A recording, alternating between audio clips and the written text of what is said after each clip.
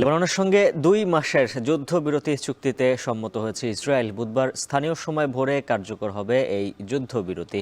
বিষয়টি নিশ্চিত করেছেন মার্কিন প্রেসিডেন্ট জো বাইডেন। তিনি বলেন, যুদ্ধবিরতির মধ্য দিয়ে লেবাননের দক্ষিণাঞ্চল থেকে সব সেনা প্রত্যাহার করে নেবে ইসরায়েলের প্রতিরক্ষা বাহিনী। শর্ত থাকবে, লেবাননের সামরিক বাহিনী যেন এই অঞ্চলে আর সক্রিয় না হতে পারে।